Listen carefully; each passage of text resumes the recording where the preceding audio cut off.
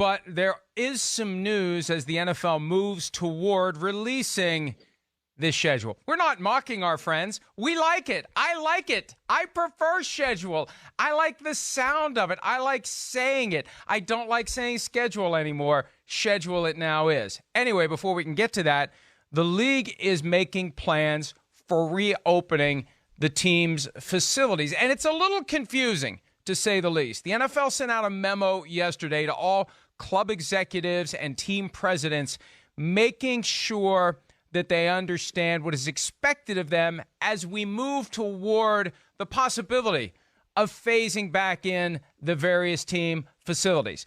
Phase 1 is upon us. We just don't know when Phase 1 will actually commence. By May 15, that's next Friday, teams have to be in position to implement Phase 1, even though Phase 1 won't necessarily be implemented on May 15. That's where it gets confusing.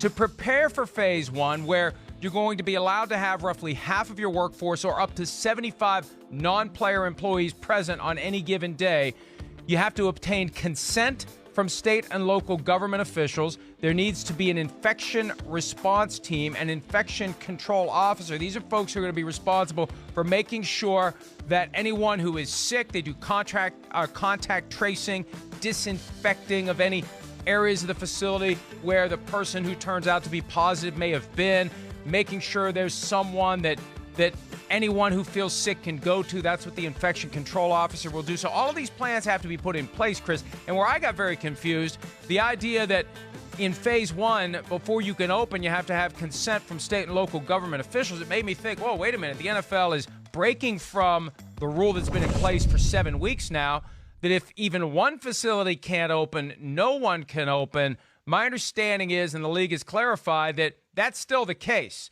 that if even one facility can't open, no one's opening. So I look at this, I say, what the hell are they doing? Are they confident that every team is going to be allowed to open its facility in every state where the NFL does business at some point in the next 2 weeks? That's big news if it's true. Otherwise, everyone's wasting their time, because if only one team can't open, none of them will open, Chris. Well, I think there must be something there to them thinking that it's around the corner to where they could get all the facilities open for all 32 teams in all the different states.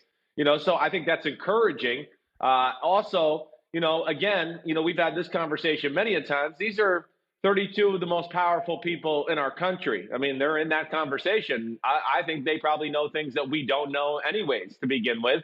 And, secondly, nonetheless, whether it's open in 2 weeks and they can do that on May 15th or not, to me, I don't care. The good thing is I'm very encouraged by the memo itself. I mean, the memo itself is well thought out. You can tell the NFL has really put time and effort into this to come up with a game plan and show leadership to the rest of the workforce, whether it be the NFLPA or front office people, coaches, GMs, whatever it may be, to go, no, we're going to have protocol and guidelines here, and we do have something in place to hopefully make this season work and, make it work to where people don't have to feel like they're compromising their health and make them feel at least as safe as possible in this strange time. And Chris, beyond that, other industries, small businesses that are going to be reopening, they could just take that memo, and I should post the whole damn thing as a public service, right? Just take that memo and say, we're going to do these things for our business. Well, yes, Mike, the thing I got excited about is I really got excited about, look at the leadership here. This is great. This could be given out to the whole country right now to just say, hey, these are little guidelines. If you want to open your small business or restaurants or whatever it may be, these are the things that we're going to have to start kind of, messing around with in our brain to figure out the right formula to make all this work. And still, state and local governments are going to have final say. And you touched on the reality that these teams are owned by people who are very rich, very powerful, very knowledgeable. And there will be, I believe, some complicated political negotiations as it relates to getting the permissions necessary. And there will be a delicate PR situation here as well, Chris, because if you do have states and communities that that aren't allowing business to operate. And I know the trend right now is to open things up again, and I'm not going to go down that political rabbit hole as to whether or not it makes sense to do it. But if you do have locations that aren't yet to that point, but the NFL wants all of its teams' facilities to be open, you do run the risk of a PR problem where the NFL facility is the only business in town that has the license to open its doors when it's really not an essential service. Obviously, pharmacies, grocery stores have been operating throughout this pandemic, but there are plenty of other businesses that would love to operate, and the NFL isn't essential by any means. That's where it can become a little delicate, and I think that this political negotiation is at some point going to butt up against the PR reality of how's it going to look if you can't open up non-essential businesses in a given state, but the NFL teams that play there get a free pass from the governor. Well, yeah, that's a dicey situation. That is. Now, also, I think, a lot of football teams might be able to claim that they do a lot of good for the state as far as employment, taxes, whatever it may be, that contribute to the state's overall funds.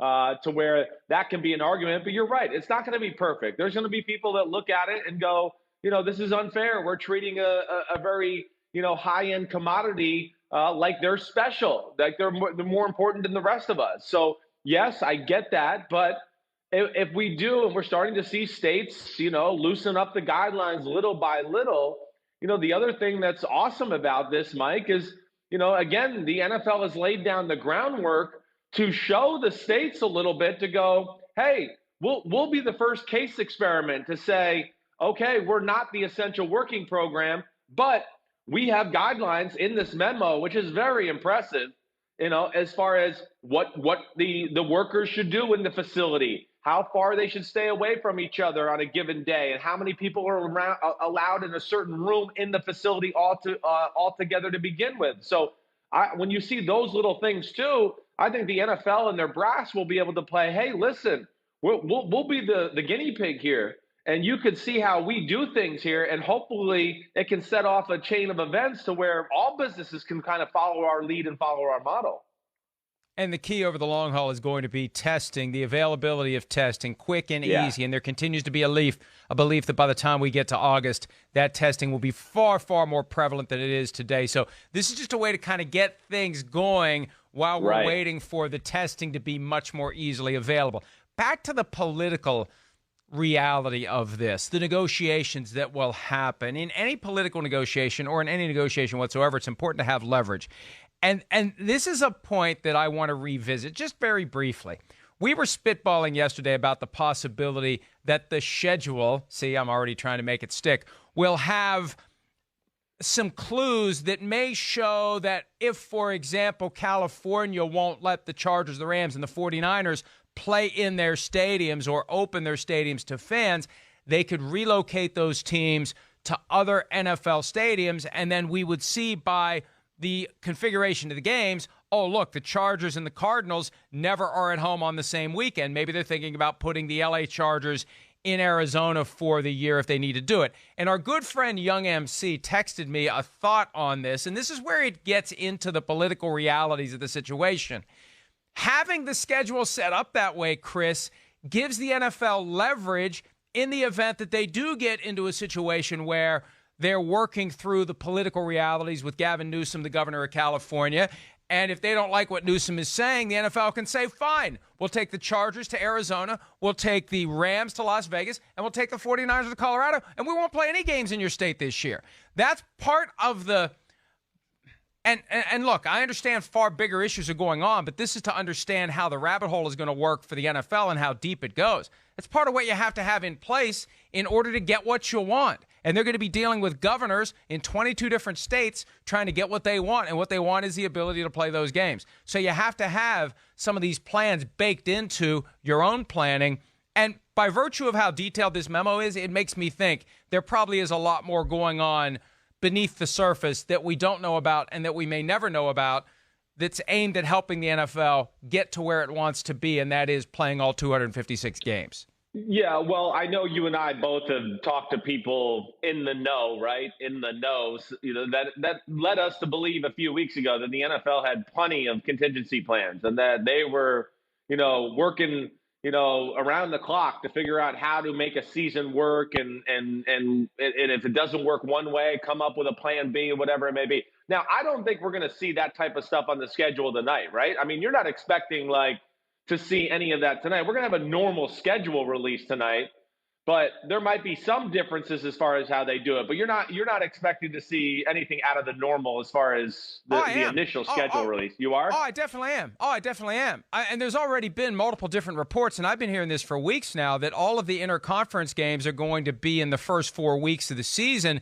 So if you have to wipe them out, you have 12 games left that are all played in the same conference, which gives it a greater sense of fairness if you're competing against teams from your same conference to determine who makes it to the postseason. You can just cut those 4 games off and maybe even tack them back on to the end of the schedule if you want to. But, that's out. So I think there will be clues, Chris, that are obvious, and then there will be clues that are potentially non-obvious. And one of the reasons I'm putting this out there is I want somebody else to put in the elbow grease. And I want the emails and the DMs will be open for anybody who spots some subtlety in the schedule, so we can say, hey, you know what, there is something here. Look, the Chargers and the Cardinals never do play at home the same weekend. Maybe one of the contingency plans is taking the Chargers to Arizona for this year's games. That'll be interesting to see. That really will be.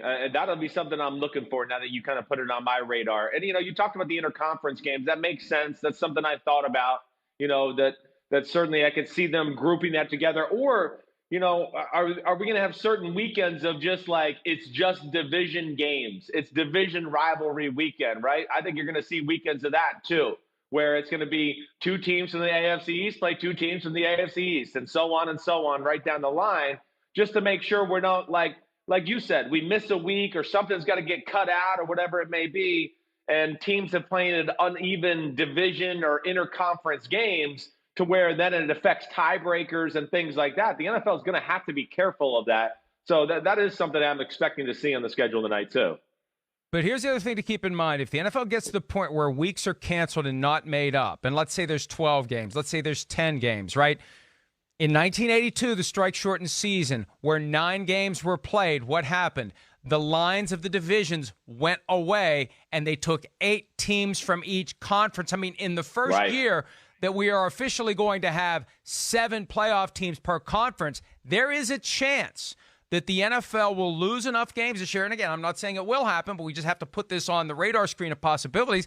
There's a chance that the NFL will have few enough games played where it says, we're going back to 1982, we're just going to do an 8-team per conference tournament based upon seeding without regard to what division you're in, which is exactly what they did back in that strike-shortened season where Washington won the Super Bowl. And as we said yesterday, no one ever has attached an asterisk to it, even though the world got turned upside down, at least for the NFL that year. One last point before we break, as it relates to messages from the league office to the teams. And we saw this as it related to the draft. Remember when the NFL said we're going forward with the draft and it serves no purpose for anyone to question it. And if you do, you're going to be in trouble. The NFL has said something like that as it relates to the plans for the 2020 season. Basically, the message is don't speculate, don't talk, don't say anything about what you think could happen.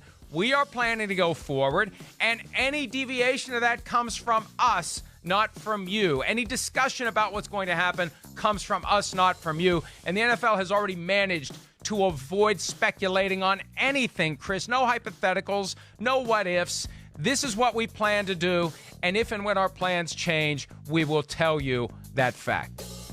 Yeah, well, it's the right thing to say. You're right. I mean, speculation's only going to make things more confusing and harder for the NFL and just create more issues. So let idiots like us speculate. People that work for the NFL, keep it on the straight and narrow. I like where we're going. I'm excited. And you know what I'm really also impressed with? That picture with Roger Goodell there. Look at, he's got his top button. Look at that guy there. Top button swag.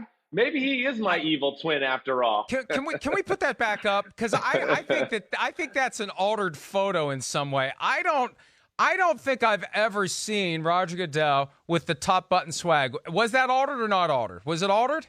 Kristen's talking to me. obviously altered, she said. So I think they concocted that in the control room just to make you feel better about buttoning your top button. Well, even though today right, you Roger, no you top look button to good, be Roger. buttoned. There's some evidence, man. Button it up. You look really good. And as we said to him in Santa Clara, you're the evil twin to him. He's not the evil twin to you. We just want to be clear You're on right. that. Yeah, right. We should be very clear. We did. Yeah. We see the commissioner. We're talking to the commissioner, and Chris makes sure he says, we've got this photo that we use of me that we say I'm your evil twin. And he was funny. He gets it. He said, wait, who's the evil twin, me or you? It was funny. We had a really good laugh, and off we went. Yeah. All right, off we go. Yes. Hi, I'm Mike Tirico, and thanks for watching. Make sure to hit subscribe for the latest news and highlights from NBC Sports.